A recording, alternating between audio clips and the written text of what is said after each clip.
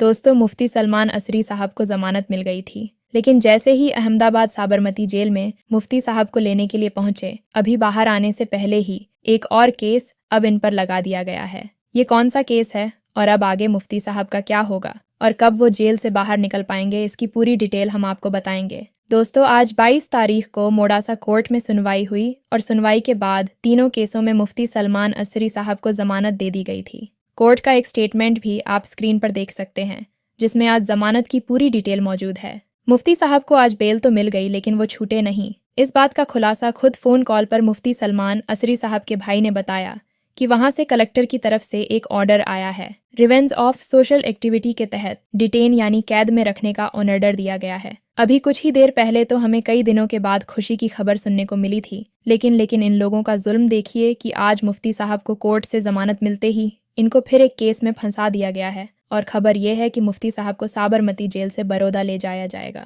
कुछ इस तरह की जानकारी लॉयर्स की तरफ से मिल रही है, लेकिन मुफ्ती साहब के जेल से बाहर निकलने में इसमें कुछ ज्यादा दिन का टाइम या समय नहीं लगेगा और कुछ ही वक्त में इंशाअल्लाह मुफ्ती साहब जेल से रिहा हो जाएंगे। और मुफ्ती साहब के भाई ने आप तमाम लोगों से दुआओं की दरखास्त की है। लेकिन जाते हुए एक अहम बात, मुफ्ती सलमान असरी साहब के केस में पुलिस के पैटर्न को देख लीजिए। जब मुफ्ती साहब को एक जगह से जमानत मिलती है तो तत्काल दूसरी जगह पर FIR कर दी जाती है और यही वजह है कि अभी तक मुफ्ती साहब की रिहाई नहीं हो पाई है। यही तो दोस्तों संवैधानिक सिस्टम की खूबसूरती है।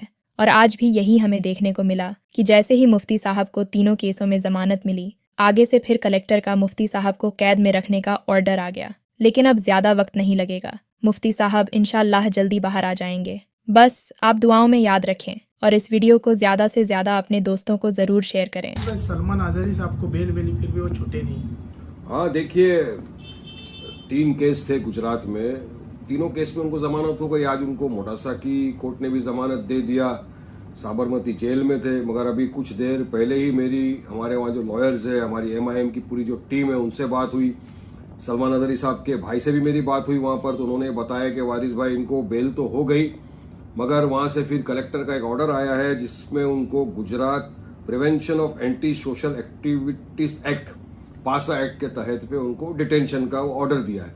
अब उनको शायद साबरमती जेल से बड़ौदा लेके जाया जाएगा, ऐसी मुझे जानकारी वहां से मिली है। तो हमारी टीम वहां पर है, लॉयर्स भी है।